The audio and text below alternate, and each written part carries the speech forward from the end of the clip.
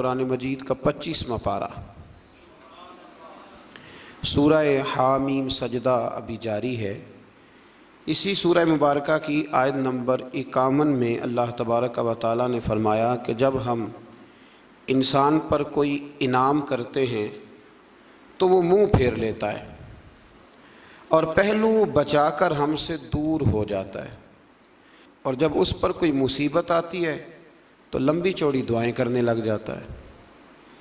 یعنی اللہ کی ذات سے وہ خود غرضی اور ذاتی منفعت پر مبنی تعلقات قائم کرتا ہے، مگر اس کے احکام کو فراموش کر دیتا ہے۔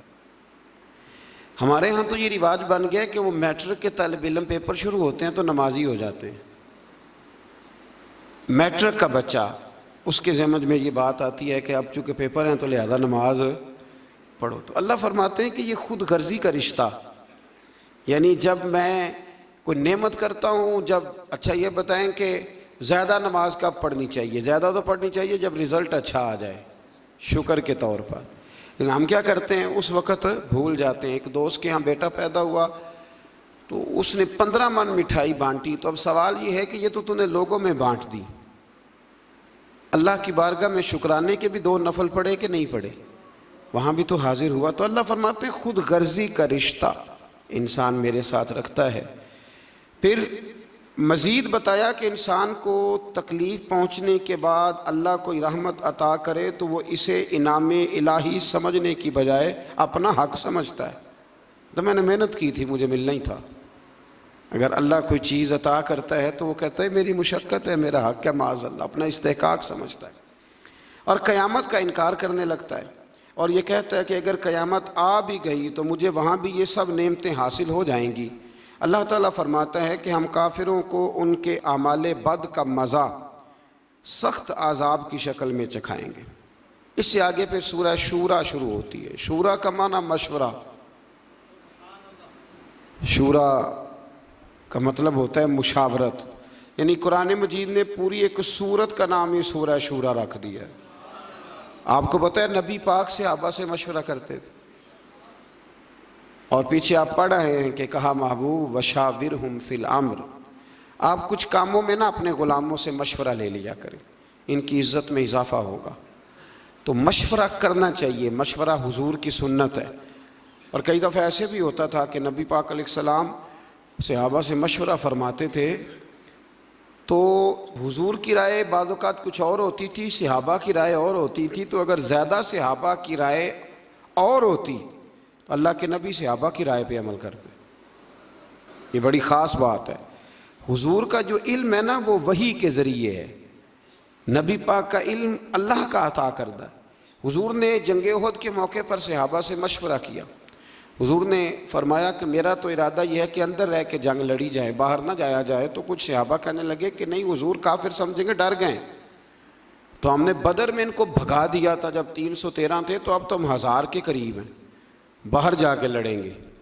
تو نبی پاک نے فرمایا ٹھیک ہے جیسے تمہارا مشورہ۔ باہر گئے، پر اس جنگ میں نقصان ہوا، تکلیف ہوئی، لیکن کہیں یہ حوالہ نہیں ملتا کہ حضور نے فرمایا ہو میں نے تمہیں کہا تھا نا نہیں باہر جانا، یہ حوالہ نہیں ملتا۔ ہمارے ہاں پہلے تو ہم مشورہ لیتے نہیں، اور پھر دوسری بات مشورہ دینے والے کو سمجھنا چاہیے کہ میں مشورہ دے رہا ہوں، حکم نہیں دے رہا۔ مشورہ قبول بھی کیا جا سکتا ہے، رد بھی کیا جا سکتا ہے۔ میں پیچھے آپ کو 22ویں پارے میں بتا آیا ہوں کہ حضرت ابو بکر، عمر، عثمان و علی، طلحہ اور زبیر کے بھی خندق میں مشورے تھے، پر نبی پاک نے بات حضرت سلمان فارسی کی پسند فرمائی تھی۔ تو مشورہ دیں، حکم مشورہ دیا کریں، حکم نہ دیں۔ ٹھیک ہے، مشورہ قبول بھی کیا جا سکتا ہے اور اس کو رد بھی کیا جا سکتا ہے۔ اسی سورہ مبارکہ کی آیت نمبر 8 میں بتایا کہ اگر سب لوگوں کو جبری اطاعت اللہ کی مشیت ہوتی تو سب لوگوں کو ایک دین پر کاربند فرما دیتا، لیکن جزا و سزا کا مدار اختیاری اطاعت پر ہے، اور جو اپنے اختیار سے اطاعت کریں گے وہی رحمت کے حقدار ہوں گے۔ فرمایا میں چاہتا تو تمہیں مجبوراً کلمے پڑھا دیتا، مجبور کر دیتا نماز پڑھنے پر، میں نے تمہیں عقل اور شعور دیا ہے، مرضی سے اطاعت کرو گے تو میں تمہارے اوپر رحمتوں کا نزول فرماؤں گا۔ اور ایک بات سمجھ لیں آپ، یہ بات سمجھ لیں آپ کہ مزہ بھی اسی کا ہے کہ انسان اپنی مرضی سے نیکی کرے۔ کہ لوگ کہتے ہیں نا جی مجھے مطلب کوئی گردن سے پکڑ کے نیکی کرائے، تو وہ نیکی تو نہ ہوئی، وہ تو آپ اونٹ کی ناک میں بھی نکیل ڈال دے تو وہ بھی پیچھے چلنے لگ جاتا ہے، پھر انسان کا اور جانور کا فرق کیا رہا؟ اسی طرح کچھ صاحب کہتے ہیں جی حضرت صاحب کی نظر ہو جائے تو سارے کام، بھئی حضرت صاحب نے رستہ بتانا ہے، اللہ کے رسول سے بڑی کسی کی نظر نہیں تھی، پر حضور بھی رستہ ہی بتاتے تھے۔ حضور نے یوں نظر ڈال کے کوئی اثر کر کے لوگوں کو کلمہ نہیں پڑھایا، حالانکہ میرے محبوب کی نظر کی تو کیا ہی بات ہے۔ ہم لوگ نظر عنایت کا معنی بھی غلط کرتے ہیں۔ نظر عنایت کا یہی معنی ہے کہ جو تجھے کچھ دے رہا ہے نا، وہ تجھے تبلیغ بھی اس طرح کی کرے کہ تیرے دل میں اتار دے، اور پھر تیرے لیے دعا بھی کرے، یا اللہ جو میں نے کہا ہے نا اس پر فضل فرما، اسی کو نظر عنایت۔ اب اگر نظر عنایت کا اب یہ ترجمہ کریں کہ مجھے رسیاں ڈال دی جائیں اور نظر اس طرح کی ہو کہ مجھے کھینچ کے مسجد میں پیر صاحب پہنچائیں، تو یہ معنی غلط ہے۔ اللہ فرماتے ہیں میں جبراً اطاعت نہیں کراتا، میں اختیار دیتا ہوں۔ کہتے ہیں نظر کرم کرے میں نمازی بن جاؤں۔ وہ خدا کے بندو، نمازی بننے کے لیے آپ کے پاس دیکھیں نا، آپ ایم اے کر لیں، پی ایچ ڈی کر لیں، ایم فل کر لیں، ایم بی بی ایس کر لیں، پر قیامت کے دن جو نماز کا سوال ہوگا اس کا تو پہلے سے پتہ ہے کہ نہیں؟ ماں باپ کو راضی رکھنا چاہیے، اس کا پہلے سے پتہ ہے کہ نہیں؟ اس کے لیے کسی شخص کا پروفیسر، لیکچرار، عالم، فاضل، انجینئر ہونا ضروری؟ تو اللہ جبراً اطاعت نہیں کراتا، عقل دیتا ہے، عقل کے مطابق چلے۔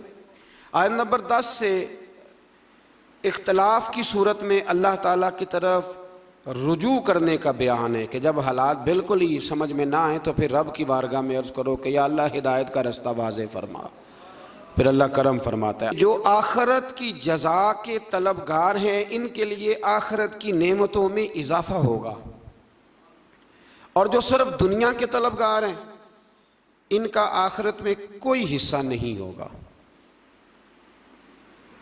ایک بندہ سویرے دکان پہ جاتا ہے تو اس لیے سے جاتا ہے کہ میں نے کھول کے مال کمانا ہے، اس نے دنیا کمائی، اس کا آخرت میں کوئی حصہ نہیں۔ لیکن ایک بندے نے سویرے دکان کھولی کہ میں رزق حلال کماؤں گا، میں لوگوں کے سامنے ہاتھ پھیلانے سے بچوں گا، اور پھر جو کماؤں گا نا اس میں اللہ کے غریب بندوں کی مدد بھی کروں گا، تو اب اس دکان کھولنے میں آخرت کا حصہ بھی شامل ہو گیا۔ ہم نے بہت ساری نیتیں، بہت سارے ارادے صرف دنیا داری کے کیے ہوئے، دنیا داری کے۔ میں مذہبی ماحول کا آدمی ہوں تو مجھے محافل پہ جانے کا موقع ملتا ہے، بڑے بڑے شاندار بورڈ لگواتے ہیں لوگ، ان میں تصویریں لگاتے ہیں، تو محفلیں کرانے والے بھی کئی نمازی نہیں۔ میں کئی دفعہ پوچھتا ہوں کہ یار یہ اس کو کیا سمجھتے ہو، مثلاً اتنے بڑے خطیب کی تم نے تقریر کرا لی ہے اور تم نماز تک نہیں پڑھتے، تو کوئی رسم تھوڑی ہے۔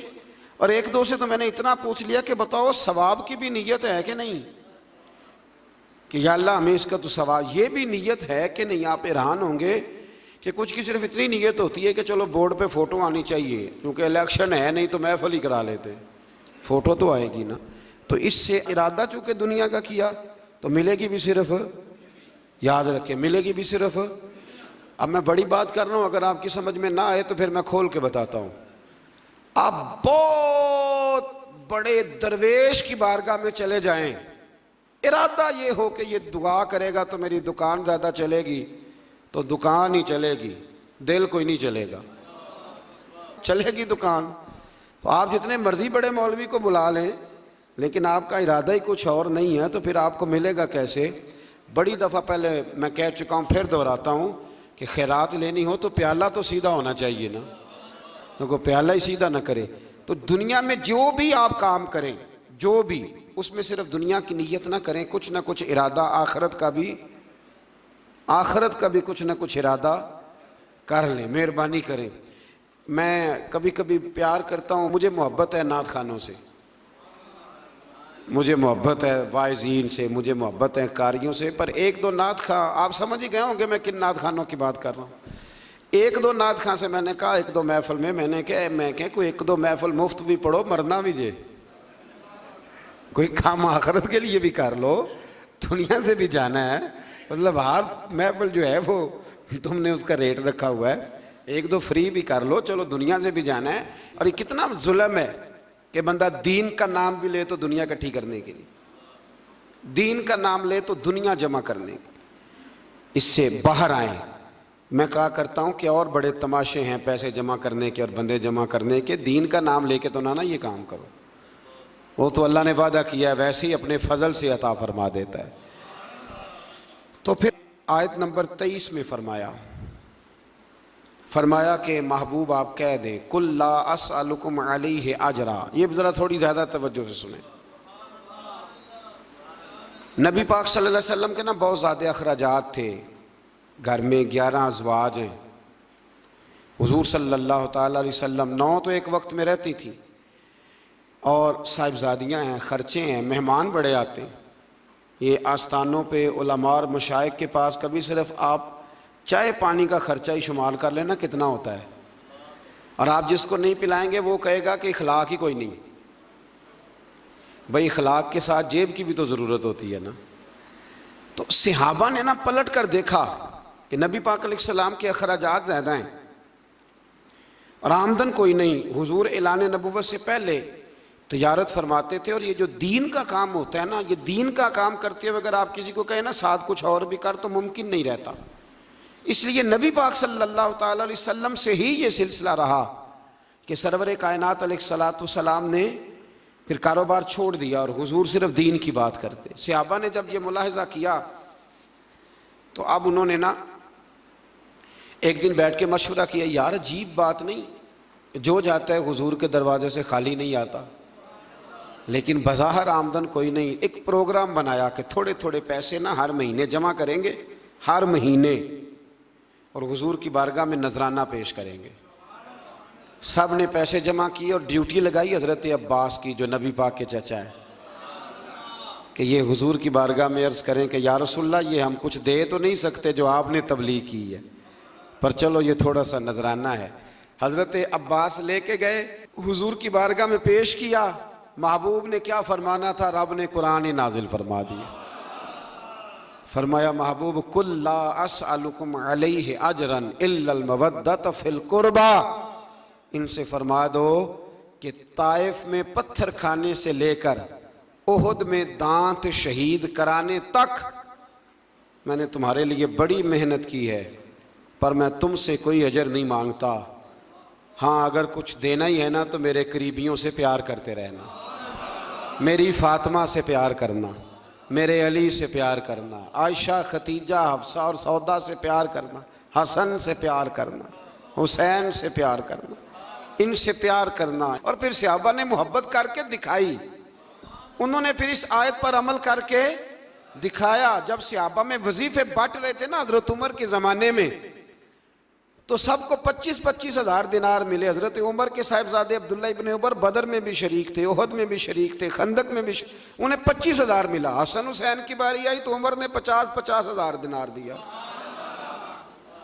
حضرت عمر کے بیٹے نے گھر جا کے اماں سے شکایت کی کہ اماں میں تو نبی پاک کے زمانے میں جہاد کرتا تھا تو حسن اور حسین تو بچے تھے، تو آج وظیفے دینے کی باری آئی ہے تو ابا نے ان کو زیادہ دیا، مجھے کم دیا، تو میری تو ضرورت نہیں، تو آپ بات کریں۔ تو اماں نے بھی بڑے طریقے سے لے کے حضرت عمر سے بات کی، کیونکہ ڈائریکٹ تو شیر کے قریب جاتا ہی کوئی نہیں نا، آپ کو پتہ ہے۔ بڑے طریقے سے نا دائیں بائیں ہو کے بڑے سلیقے سے کہا، بچہ یہ بات کہہ رہا تھا، تو حضرت عمر کہنے لگے چل پتر کے پاس چلتے۔ جا کے بیٹے کو کھڑا کر کے بتایا، کہنے لگے پتر اٹھ ذرا، کیا کہا تو نے حسن حسین کو زیادہ کیوں دیا؟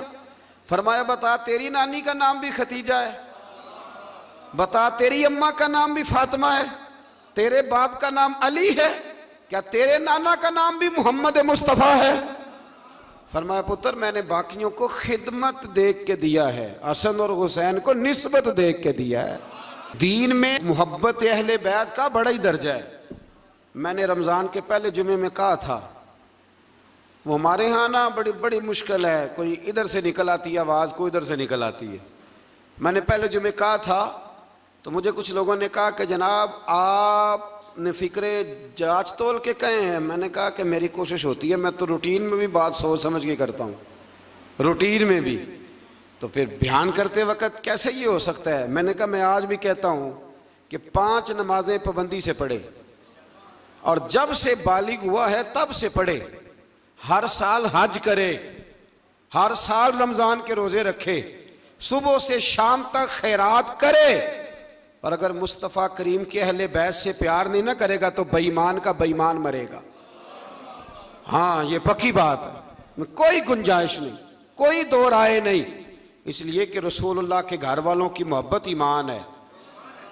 او بھائی میں آپ کو کیا بتاؤں, گھر والوں کی محبت یہ ایمان ہے. میں اپنے ایک بزرگوں کو نا, چلیں بات آتی ہے تو کر دیتا ہوں, تو میں عید دینے گیا. ہوتے ہیں نا ہمارے رسم ہوتی ہے استادوں کو مشائخ کو نذرانہ, ہم نے کیا عید دینی. ابھی میں گیا ایک گھر میں, تو میں اپنے بیٹے کو ساتھ لے گیا, بڑے کو. تو مجھے وہ کہنے لگے کہ بیٹے کو کیسے لائے ہو. میں کہ حضرت صاحب انہوں دسنا ہے بھی اتنے آمدیاں رہنا ہے. تو اپنی نسلوں کو بتاتے ہیں کہ ہمارا محسن کون ہے, تو نسلوں کو بتاتے ہیں. تو یہ یاد رکھیں کہ یہ کیا بات ہوئی کہ آپ کہیں کہ جی ٹھیک ہے جی یہ بھی ٹھیک ہے تو وہ بھی ٹھیک ہے. نہیں, ٹھیک یہی ہے کہ جس کا رسول اللہ کی اولاد سے پیار ہے اس کا ایمان مضبوط ہے. یہی سبق حضرت ابوبکر صدیق نے پڑھایا ہے, یہی سیدنا فاروق اعظم کا درس ہے. ایسے ہی عثمان غنی اتنے بڑے مالدار ہو کے رسول اللہ کے اہل بیت کے گھر میں جھاڑو دیا کرتے تھے, حضور کے سین میں جھاڑو دیتے تھے عثمان غنی. یہ ہمیں صحابہ نے سکھایا ہے کہ رسول اللہ کی اہل بیت کا پیار. اور یہ جو نذرانہ ہے نا, نذرانہ, اس کو بھی لوگ بہت بڑا جرم سمجھتے ہیں, بڑا جرم. اور میں نے کل دیکھا جی آپ حضرت صاحب کو نذرانہ دے رہے تھے, تو صحابہ اگر نبی پاک کو نذرانہ دیں اور حضور قبول کر لیں تو کہتے ہیں کامل پیر وہ ہوتا ہے جو روٹی بھی نہ کھائے, کپڑے بھی نہ پہنے.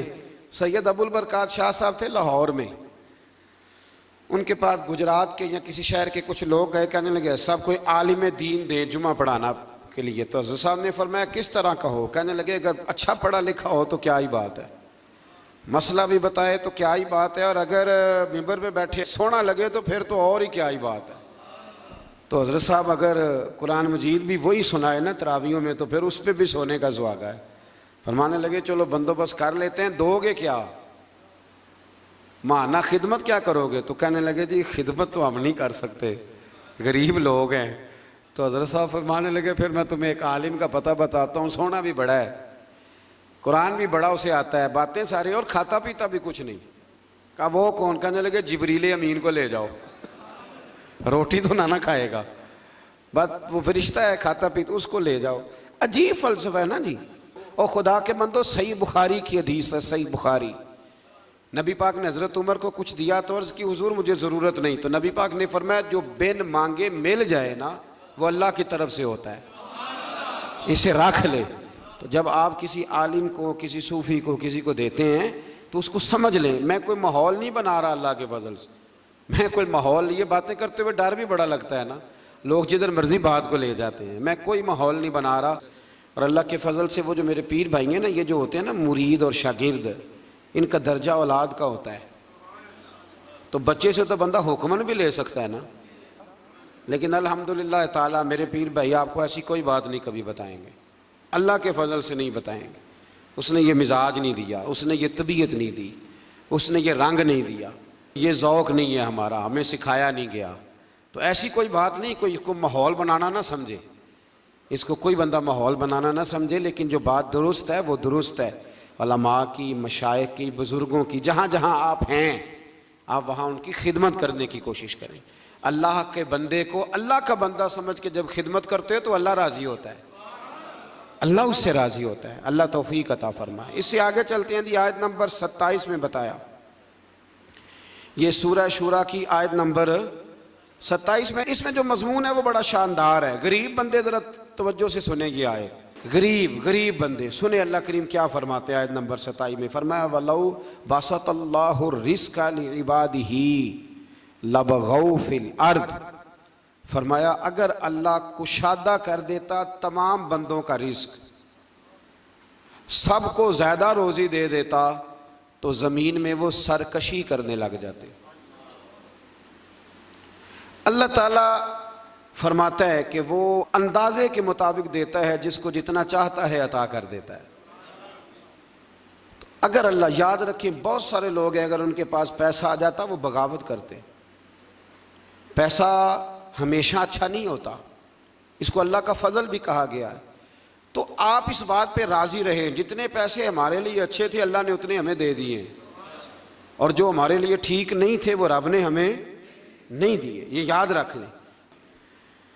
پھر اللہ تبارک و تعالیٰ نے آیت نمبر 33 میں فرمایا کہ سمندروں میں رواں دواں پہاڑوں کی مانند جہازوں کو ہم نے بنایا ہے، انہیں دیکھو گے تو تم انہیں ہماری نشانیاں پاؤ گے، اور وہ اپنے رب پر ہی توکل کرتے ہیں اور کبیرہ گناہوں سے اور بے حیائی کے کاموں سے بچتے ہیں اور غصے کے وقت معاف کرتے ہیں۔ یہ اللہ فرما رہا ہے کہ اس کے بندوں کی شان یہ ہے کہ معافی کب دیتے ہیں؟ غصہ کرنے کے بعد معافی مانگنے کی بات نہیں ہو رہی، غصے کے وقت وہ معاف کرتے ہیں۔ اور فرمایا اللہ تعالیٰ کے حکم کو قبول کرتے ہیں اور نمازوں کو قائم کرتے ہیں۔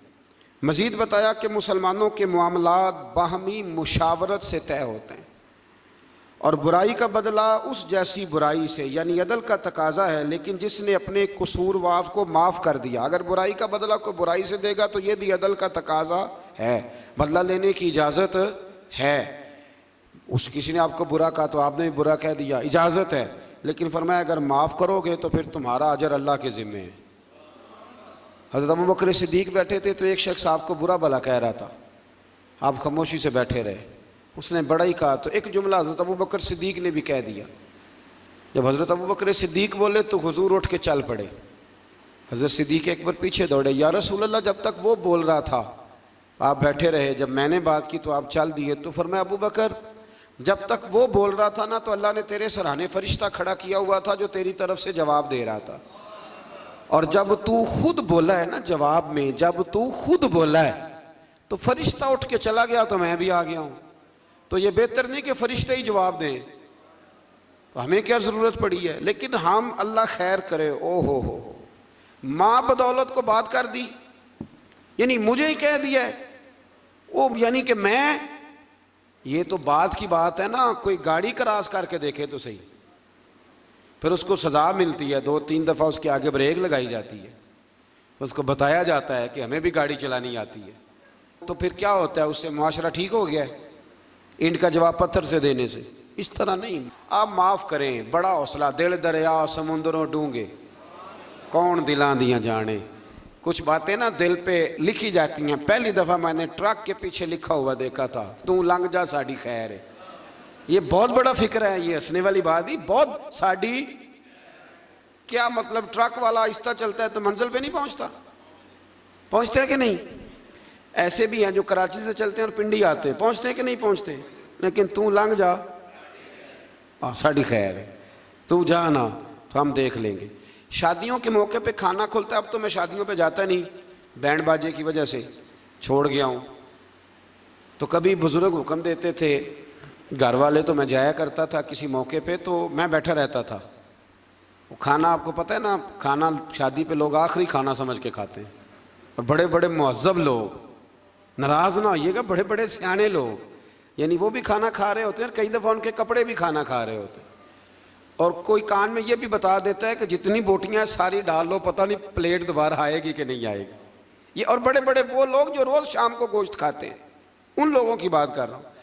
تو میں کئی دفعہ بیٹھا رہتا ٹیبل پہ، تو کئی سیانے بندے ملتے، کہتے بیٹھے نہیں گل باندھی، ہاں مولوی صاحب بیٹھے نہیں گل باندھی۔ تو میرا دل کرتا انہیں بتانے کو، جب میرے سامنے لوگ 4 قسم کے کھانے لا کے رکھتے تو میں کہتا نہیں، بات بن جاتی ہے، اور بیٹھے رہنے سے، صبر کرنے سے ہی بات بنتی۔ وہ جو کوشش ہے وہ اور چیز ہے، اور یہ کوشش نہیں، یہ معاملہ، اور آپ تھوڑا سا انتظار کریں۔ میرے ابا جی ایک بات کہا کرتے تھے، کہتے تھے بیٹے جب میں کسی کی بیٹی کی شادی میں جاتا ہوں تو میری کوشش ہوتی ہے میں کھانا نہ کھاؤں، دیکھ لوں لوگ روٹی کھا لینا تو پھر، اور بڑی بات مجھے نقش رہ جاتی ہے اپنے بزرگوں کی، وہ فرمایا کرتے تھے کہ بیٹی کی شادی میں ایک پلیٹ کم پڑ جائے نا تو بچی جب تک زندہ رہتی ہے اسے تانے ملتے ہیں، لوگ معافی نہیں نہ دیتے۔ تو فرمایا کرتے تھے کہ کوشش کرو کسی کی بیٹی کی شادی میں جاؤ تو کھانا نہ، کوشش کرو اینڈ پہ کھاؤ، بارات والے چلے جائیں، فارغ ہو جائیں، پھر کھانا کھاؤ۔ مطلب روٹی تو بندہ روز ہی کھاتا ہے، پر عزت تو روز نہیں نہ ملتی۔ یہ سیانے لوگوں کی باتیں تھیں، کوشش کیجئے گا اس پہ عمل ہو جائے، کوشش کیجئے گا اس پر عمل ہو جائے۔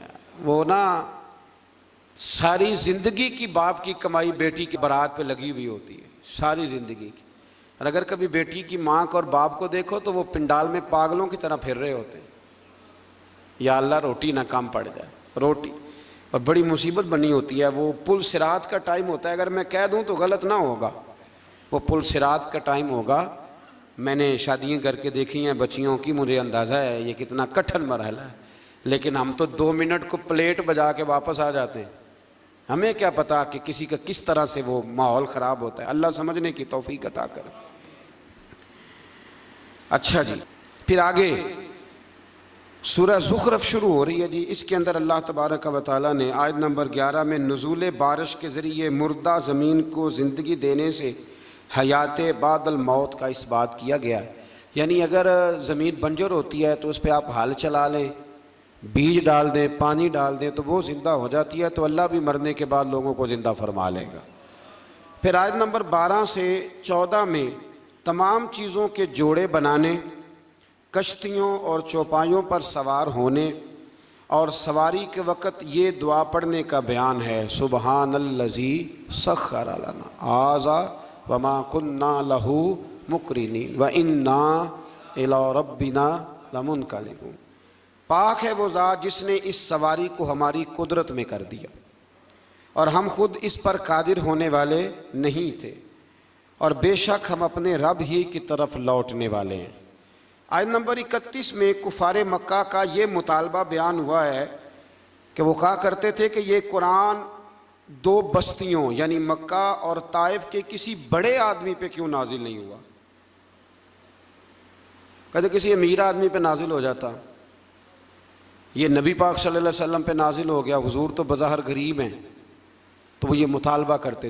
ابھی بھی لوگ کہتے ہیں کہ یہ مولویوں کی ٹیم تو غریبوں کی جماعت ہے، یہ مطلب دیکھیں نا، یہ لوگ انقلاب برپا کریں گے۔ اور بہت سارے لوگ ملکی حالات پر مولوی صاحب کا بات کرنا پسند نہیں کرتے، یعنی وہ سمجھتے ہیں کہ یہ قومی سطح کی بات ہے تو مسجد کا مولوی بات کرے، حالانکہ قرآن و سنت میں جو اللہ نے نظام مصطفیٰ صلی اللہ علیہ وسلم کے طور طریقے بتلائے ہیں وہ سب سے بہترین تدبیر ہے، اور تدبیر کا ترجمہ سیاست ہے۔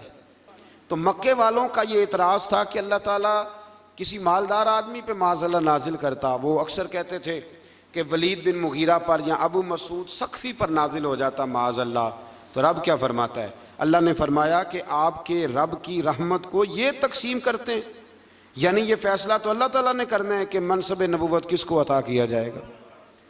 ہم نے ان کی دنیاوی زندگی میں ان کی معیشت کے وسائل کو تقسیم کیا ہے، اور ہم نے معاشی اعتبار سے بعض کو بعض پر کئی درجے فضیلت دی ہے تاکہ وہ ایک دوسرے سے خدمت لیں،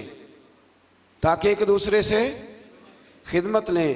دیکھیں نا، غریب کسی اور رنگ میں خدمت کر دیتا ہے تو امیر کسی، یہ تو اللہ تعالیٰ نے درجات بنائے ہیں تھوڑے بہت تاکہ انسان کا انسان سے تعلق قائم رہے۔ اور آپ کے رب کی رحمت اس مال سے بہت بہتر ہے جس کو یہ جمع کر رہے ہیں۔ دنیا کی زندگی کی بے وقعتی کو بیان کرتے ہوئے فرمایا اگر لوگوں کے کفر میں مبتلا ہونے کا اندیشہ نہ ہوتا تو ہم ان کے لیے گھروں کی چھتیں، سیڑھیاں، دروازے اور مسندیں چاندی کی بنا دیتے، لیکن لوگوں کو اتنا زیادہ مال دے دیا جائے تو ڈر ہے کفر میں مبتلا ہو جائیں۔ یاد رکھنا، سونے کی بھی بنا دیتے، یہ سب دنیا کا سامان زیست ہے، اور آپ کے رب کے پاس آخرت کی نعمتیں صرف متقین کے لیے۔ مزید فرمایا جو رحمان کی یاد سے غافل ہو کر اندھا ہو جاتا ہے اس پر ہم شیطان مسلط کر دیتے ہیں تو وہی اس کا ساتھی ہوتا ہے۔ جب آپ اللہ کی یاد سے نکل آتے ہیں تو پھر شیطان کے قبضے میں آ جاتے ہیں، پھر وہ جیسے چاہتا ہے۔ لوگ کہتے ہیں جی بات ٹھیک ہے مجھے نہیں سمجھ آتی، تو حالانکہ انہیں سزا ملی ہوئی ہوتی ہے، اس لیے کسی بات کی انہیں سمجھ ہے۔ آیت نمبر 67 سے بتایا کہ دنیا میں جو منکرین کی ایک دوسرے کی دوستی کا دم بھرتے ہیں نا، یہ منکرین قیامت ایک دوسرے کی دوستی کا، وہ ایک دوسرے کے دشمن بن جائیں گے۔ قیامت کے دن ایک دوسرے کے دشمن بن جائیں گے، یعنی ایک دوسرے کے خلاف سلطانی گواہ بنیں گے۔ وہ کہے گا اس نے مجھے گمراہ کیا، اور یہ کہے گا۔ لیکن جو متقی ہوں گے، الاخلاء یومئذ بعضهم لبعض عدو الا المتقین، اللہ اس آیت مبارکہ میں فرماتا ہے وہ دشمنی کریں گے، گہرے دوست قیامت میں دشمن بن جائیں گے، لیکن جو متقی ہوں گے نا ان کی دوستیاں قیامت کے دن بھی قائم رہیں گی۔ جن لوگوں کے ساتھ آپ کا دینی رشتہ ہے نا، دینی، وہ قیامت میں بھی قائم رہے گا۔ اور مزہ آتا ہے کچھ باتیں جب ایسی ہم دیکھتے ہیں، نبی پاک نے نا سیدھے ہاتھ میں حضرت ابو بکر کا ہاتھ پکڑا اور دوسرے ہاتھ میں حضرت عمر کا، تو نبی پاک صلی اللہ علیہ وسلم مسجد نبی کے سین میں آئے تو ایک صحابی کہنے لگا سبحان اللہ، کیا بات ہے؟ تو حضور نے فرمایا خوش ہوئے ہو؟ عرض کی یا رسول اللہ ہاں۔ فرمایا میں جب قیامت میں جنت میں جاؤں گا تب بھی اسی طرح ہی جاؤں گا۔ تو یہ دوستیاں قیامت میں بھی قائم ہیں۔ جس کی داتا صاحب سے دوستی ہے، جس کی خواجہ اجمیر سے دوستی ہے، جس کی بابا فرید سے دوستی ہے، جس کی حضرت نظام الدین سے دوستی ہے، اور جس کی غوث پاک جیلانی سے دوستی ہے، وہ قیامت میں بھی قائم رہے گی۔ وہ یہ دوستیاں قیامت میں بھی قائم ہیں۔ بس ایک حدیث اور نہ سناؤں آپ کو؟ نبی کریم صلی اللہ تعالی علیہ وسلم کی متعدد روایات ہیں، پر ایک روایت بڑی عجیب ملتی ہے۔ قیامت کے دن نا، قیامت کے دن حضور نے فرمایا ایک بندہ جنت میں جا رہا ہوگا، ایک نیک بندہ، ایک عالم، تو ایک بندہ آگے سے دوڑ کے آ جائے گا، السلام علیکم۔ یہ مشکات کی حدیث اور بڑی مضبوط روایت عرض کر رہا ہوں۔ بزرگ کہیں گے وعلیکم السلام، حضرت صاحب پہچانتے ہو؟ اب اس بندے کے لیے حکم دوزخ کا تھا، پہنچ گیا یہ جنتی کے پاس۔ بھلا کیسے پہنچا ہے؟ مجھے لگتا ہے اللہ نے خود ہی پہنچایا ہے۔ بھئی سڑک علیحدہ علیحدہ ہے جنت اور جہنم کی، لیکن یہ جنتی کے پاس کیسے پہنچ گیا؟ بتائیں نا، میری طلب بھی تو تیرے کرم کا صدقہ ہے۔ یہ پاؤں اٹھتے نہیں بلکہ یہ اٹھائے۔ تو ملاقات کرا دی، اس کو کہا حضرت صاحب پہچانتے ہو؟ کہا بیٹا نہیں۔ ہاں، یہ مسئلہ بھی بڑا ضروری ہے۔ ضروری نہیں کہ کسی پیر کے زیادہ مرید ہیں تو وہ سب کو پہچانے ہی، نسبت ہونا ضروری ہے، تعلق ہونا۔ وہ بزرگ کہیں گے نہیں میں نہیں پہچانتا، کہیں گے آپ ایک دفعہ آئے تھے تو میں نے وضو کرایا تھا، اور ایک روایت کے لفظ میں نے پانی پلایا تھا۔ او مالک تو کتنا کریم ہے، اور بزرگوں کی نسبت کتنی شاندار ہے۔ وہ عالم واپس پلٹ جائیں گے، عرض کریں گے یا اللہ مہربانی فرما، اس نے پانی پلایا تھا، اللہ وضو کرایا تھا، میری اجرت میری محنت سے زیادہ کیوں ہے؟ میرے محسن تیرے احسان سے ڈر لگتا ہے۔ کہا وہ اللہ کی بارگاہ میں عرض کریں گے مالک مہربانی فرما، تو فرمایا فقط ایک اللہ والے کو پانی پلانے یا وضو کرانے کی برکت سے اللہ اس گناہگار کو بھی جنت عطا فرما دے گا، اللہ جنت دے دے گا اس کو بھی۔ تو سمجھ لیں کہ متقین کی دوستیاں قیامت میں بھی، دوستیاں تو لوگوں کی ہوتی ہیں نا، آپ کو پتہ ہے نا، اب تو فلیکس سستی ہو گئی ہے، سارے ایم این اے کے ساتھ فوٹو لگوا سکتے ہیں۔ دوستیاں تو ہوتی ہیں نا، اور سیلفی بھی عام ہو گئی ہے، کھینچ کھینچ کے جناب سیلفیاں لوگوں نے لگائی ہوئی ہیں، فلانے وزیر کے ساتھ تو فلانے مشیر کے ساتھ تو فلانے کے ساتھ۔ دوستی وہی اچھی ہے جو داتا صاحب کے ساتھ ہے، بڑی پکی، بڑی شاندار، بڑی زبردست۔ داتا صاحب جایا کریں۔ داتا صاحب غوث اعظم سے پہلے کے بزرگ ہیں، غوث پاک سے پہلے کے بزرگ ہیں، اور خواجہ اجمیر خاندان چشت دنیا میں پھیلا ہے، پر خواجہ اجمیر کہا کرتے تھے کہ میں نے یہاں سے بڑا کچھ پایا ہے، گنج بخش فیض عالم، مظہر نور خدا، ناکسارا پیر کامل، اور کامل آرا، اور یہ تو خزانہ ہے۔ اور کوئی ناقص ہو تو یہ ان کا پیر ہے، تو کوئی کامل بھی ہو تو یہ ان کو بھی رہنمائی کرتے۔ وقت نکال کے جایا کریں، ہمارے اصل میں قریب ہے نا، اس لیے ذرا مشکل ہے، قریب والی چیز کو ماننا بڑا مشکل ہوتا ہے۔ مثال دی تھی نا تھوڑے دن پہلے کہ چراغ کے بالکل نیچے میرے سنگی جانتے ہیں میں ٹائم نکال کے داتا صاحب جاتا ہوں اللہ کے فضل سے، اللہ کے فضل سے۔ کئی دفعہ داتا صاحب جاتا ہوں تو پہچاننے والے مل جاتے ہیں، کہتے ہیں کوئی پروگرام سی؟ میں نے کہا ہاں داتا صاحب حاضری کا پروگرام تھا۔ ضروری ہے کہ پروگرام پہ ہی آئے آپ، تو اس لیے جایا کریں، لیکن ادب کے ساتھ جائیں۔ وہ قبر کو چومنا یا جو ہے وہ معاذ اللہ تعالیٰ زیادہ جھکنا یا کوئی ایسی حرکت نہیں۔ چار ہاتھ دور کھڑے رہیں، قرآن پاک پڑھیں، ان کی روح کو اصال ثواب کریں، اور وسیلے سے دعا مانگیں، وہ بھی اللہ سے مانگیں وسیلے۔ سمجھ آ رہی ہے؟ اور داتا صاحب کے تو سامنے جا کے بڑا بندہ کھڑا ہو جائے تو اللہ فیض سے مالا مال کر دیتا ہے۔ کچھ جگہیں جو ہوتی ہیں وہ ڈیپو ہوتی ہیں اللہ کے فضل کا، تو وہاں تو آپ سامنے جا کے کھڑے ہو جائیں تو تجلی پڑنی شروع ہو جائے گی۔ اور اتنا فیضان کم جگہوں پہ ہے جتنا داتا صاحب کے مزار پہ، کم جگہوں پہ۔ بڑے درباروں پہ آپ جائیں گے نا تو رات کو کہیں گے بند ہو گیا ہے۔ داتا صاحب کا مزار بھی کبھی بند ہوا ہے؟ اس کا مطلب ہے سچی مچی داتا ہے۔ اس کو داتا تو نہیں نا کہتے جو کبھی دے اور کبھی نہ دے۔ بہرحال داتا صاحب رحمۃ اللہ تعالیٰ علیہ پہ تو ایک الگ عنوان چاہیے بات کرنے کی، کسی وقت کریں گے انشاءاللہ تعالیٰ۔ میرے بہت سارے لیکچر اس موضوع پہ ہیں، حضرت داتا صاحب کی تعلیمات پر کئی ہیں، انشاءاللہ کسی وقت ان کے احوال بھی تفصیل سے بات کریں گے۔ اچھا جی، اس سے آگے پھر سورہ دخان شروع ہوتی ہے۔ اس کی پہلی آیات میں تو کچھ وہی مضامین ہیں جو پیچھے بیان ہو چکے، اور بالکل شروع میں نا اللہ نے اس خاص رات کا ذکر فرمایا ہے جسے بعض مفسرین نے شب برات کہا ہے، اور بعض نے کہا نہیں، اس سے مراد لیلۃ القدر ہے۔ اس کی آیت نمبر 25 سے بنی اسرائیل کی نجات اور فرعونیوں کے غرق کیے جانے کے پس منظر میں فرمایا وہ کتنے ہی باغات، چشمے، لہلہاتے کھیتوں، عمدہ محلہ اور وہ نعمتیں جن میں وہ مصروف عیش تھے اپنے پیچھے چھوڑ گئے۔ اسی طرح ہوا اور ہم نے سب چیزوں کا دوسروں کو وارث بنا دیا۔ بڑا کچھ چھوڑ گئے نا فرعونی، اور وارث کوئی، وہ ایک ہی دفعہ غرق ہو گئے سمندر میں، تو وارث کوئی، تو ہم جائیں گے تو وارث کوئی۔ لیکن یہ بات سمجھ میں نہیں آتی، دیر ہو جاتی ہے پھر سمجھ میں آتی ہے۔ سو ان کی بربادی پر نہ آسمان رویا، نہ زمین، اور نہ ہی انہیں مہلت دی گئی۔ ان میں ان سب لوگوں کو درس عبرت ہے جو دنیا کی ناپائیدار عیش و عشرت ہی کو اپنا مقصود حیات بنا لیتے ہیں۔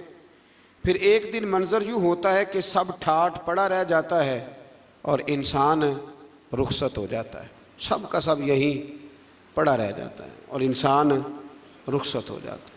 اس بات کو سمجھ لیں، دیکھ لیں کہ زندگی کتنی باقی ہے اور ہمارا نظام اوقات کیا ہے۔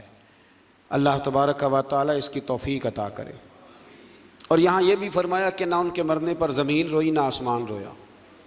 کچھ لوگ دنیا سے ایسے جاتے ہیں، اس آیت کی تفسیر میں لوگوں نے لکھا ہے کچھ ایسے لوگ جاتے ہیں کہ زمین بھی روتی ہے، آسمان بھی روتا ہے۔ کچھ جنازے ایسے اٹھتے ہیں کہ لگتا ہے کہ دھرتی کا ذرہ ذرہ روتا ہے، محسوس ہوتا ہے۔ ہاں، وہ بعض اوقات نہیں لوگوں کو سمجھ ہوتی، بے قدرہ کچھ قدر نہ جاتی، کیتی خوب تسلی ہو، دنیا دار پجاری زردے، کتیاں دے گل ٹلی ہو، بک بک روسن اکھیاں تکیو، ویکھ حویلی کلی ہو، تے کوچ نصیر اساں جدوں کیتی پہ جانی تھر تھلی ہو۔ کچھ ایسے جنازے اٹھتے ہیں، کچھ ایسے جنازے کہ زمین بھی روتی ہے اور آسمان بھی روتا ہے، بڑی بڑی دنیا آنسو بہاتی ہے، ہوتے ہیں کچھ لوگ۔ اللہ اکبر۔ آیت نمبر 38 میں فرمایا کہ ہم نے زمین و آسمان اور جو کچھ اس کے درمیان ہے اس کی تخلیق بطور کھیل نہیں ہوئی۔ اس کے بعد فرمایا کہ فیصلے کا دن ان سب کے لیے مقرر کیا ہوا ہے۔ اسی صورت کے آخر میں کفار و مشرکین کی غذا جہنم میں تھوہر بیان کی کہ تھوہر کا درخت جہنمیوں کی غذا ہوگا جو پگھلے ہوئے تانبے کی طرح پیٹوں میں جوش مارے گا، جیسے کھولتا ہوا پانی جوش مارتا ہے۔ انہیں گھسیٹتے ہوئے جہنم کے وسط میں لے جایا جائے گا، پھر ان کے سر پر کھولتا ہوا پانی ڈالا جائے گا اور یہ صورت عذاب ہوگی۔ اللہ تعالیٰ محفوظ فرمائے۔ اللہ اکبر۔ اس کے بعد متقین کے لیے جنت کی عالی شان نعمتوں کا ذکر ہے کہ وہ مقام امن میں ہوں گے۔ جنتوں اور چشموں میں وہ باریک اور دبیز ریشم کا لباس پہنے ہوئے آمنے سامنے اکرام کے ساتھ بیٹھے ہوئے ہوں گے۔ پھر آگے سورۃ الجاثیہ شروع ہوتی ہے۔ اس کی اندر فرمایا آیت نمبر 7 میں کہ ہر بہتان تراشنے والے بدکار کے لیے ہلاکت ہے۔ بہتان تراشنے والے بدکار کے لیے اللہ نے بہتان لگانے والے کو کیا کہا کہ اس کے کردار درست بہتان نہ لگائیں، جب تک بات پوری نہ پتہ چل جائے اس کو آگے بیان نہ کریں، یہ بہتان ہے۔ اور جو بہتان تراشنے والے بدکار کے لیے ہلاکت کا بیان ہے جو اللہ تعالیٰ کی آیات کو سننے کے بعد کفر پر ڈٹا رہتا ہے۔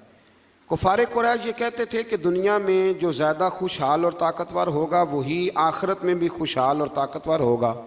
اللہ تعالیٰ نے آیت نمبر 21 میں اس کا رد فرمایا کہ اعلانیہ گناہگاروں اور مومنین اور صالحین کی زندگی اور موت برابر نہیں ہوں گی۔ نہ ان کی زندگی ایک جیسی ہوتی ہے تو نہ ان کی موت ایک جیسی ہوگی. جب زندگی اور موت ایک جیسی نہیں تو قبر حشر کیسے ایک جیسا ہوگا؟ پھر آیت نمبر 23 میں فرمایا کہ پس کیا آپ نے اس شخص کو دیکھا جس نے اپنی خواہشات کو ہی اپنا خدا بنا لیا؟ اس نے اپنی خواہشات کو ہی اپنا معبود بنا لیا. جو دل میں آتا ہے، نفس میں آتا ہے، اس کے پیچھے چل پڑتا ہے. خواہشات کو ہی اس نے خدا بنا لیا. اور اللہ نے اس کو علم کے باوجود گمراہ کر دیا، اور اس کے کان اور اس کے دل پر مہر لگا دی ہے، اس کی آنکھوں پہ پردہ ڈال دیا ہے.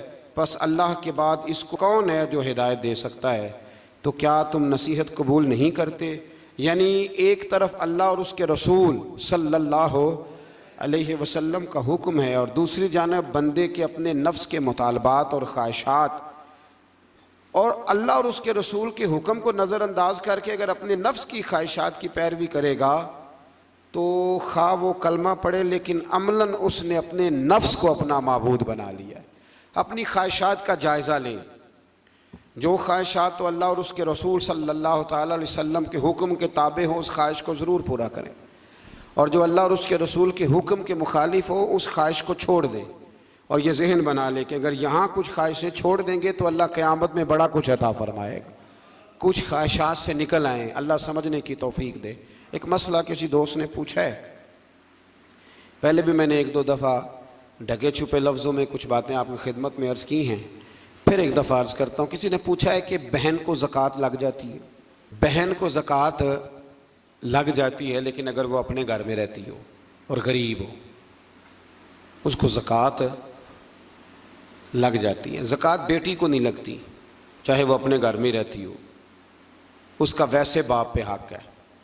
پوتی کو زکوٰۃ نہیں لگتی اس لیے کہ دادا اس کی نسل کا وارث ہے. بہن کو زکوٰۃ،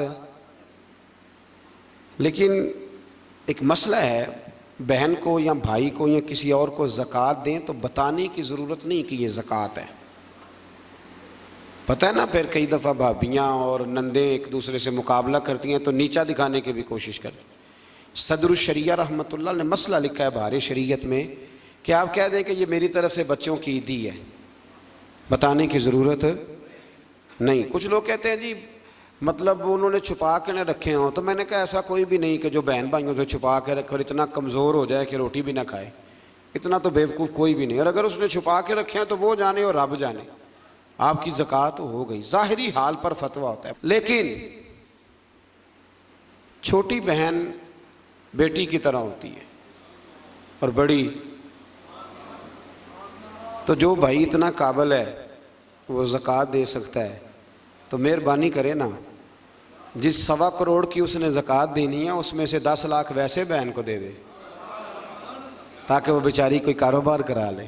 جو مسئلہ ہے وہ میں نے عرض کر دیا ہے، جو مسئلہ ہے وہ میں نے بیان، لیکن بہن کو زکوٰۃ دینی ہے. یعنی وہ بہن جو تیری اور تیری ماں اکٹھی، جن کو ایک گھٹنے پہ تو ہوتا تھا دوسرے پہ بہن ہوتی تھی، اس کو اب زکوٰۃ دے گا تو. بھائی کو بھی لگ جاتی ہے پر تیرا ماں جایا نہیں، تیرے باپ کی اولاد نہیں. کیا بات کرتے ہو؟ سب میں نے جو مسئلہ تھا وہ میں نے بیان کر دیا. لگ جاتی ہے لیکن یہ ظلم نہیں کہ بھائی زکوٰۃ لے رہا ہے اور تو دے رہا ہے. یعنی وہ لے رہا ہے کہ اتنا کمزور ہے کہ لینے لگ گیا، اور تو اتنا مالدار ہے تبھی تو دے رہا ہے نا. تو اس لیے مہربانی کریں، کچھ رشتوں کا ویسے ہی لحاظ کریں، کچھ کا ویسے ہی پاس کریں. عید آئی ہے، تھوڑی تھوڑی توجہ کریں ابھی سے، کوئی عرض نہیں. میں نے شروع میں بھی کہا تھا رمضان شروع ہوتے ہی کہ ایک جوڑا نا اس دفعہ کم پہن لیں، اور جن بہن بھائی کپڑے کم لیتے ہیں نا مہربانی کریں ان کو دے آئیں. آپ کی مہربانی، ایک جوڑا کم لے لیں، کوئی فرق نہیں پڑتا. جوتے 3 نہ خریدیں، ایک خرید لیں، اور چلیں 5000 والا جوتا نہ لیں، اس دفعہ 1500 والا پہن لیں. لیکن تھوڑی تھوڑی نا اتنی بچت کریں. قطرے قطرے سے دریا بھر جاتا ہے. جتنا امیروں کے میک اپ پہ خرچ ہوتا ہے نا اس سے غریبوں کی پوری جھونپڑی بن جاتی ہے. صرف مہربانی کریں میک اپ چھوڑ دیں. ہمارے میک اپ پہ جتنا خرچ ہوتا ہے نا خالی میک اپ پہ، اس سے بڑا کچھ ویسے ان کا بن جاتا ہے. اللہ سمجھنے کی توفیق عطا فرمائے. آخر دعوانا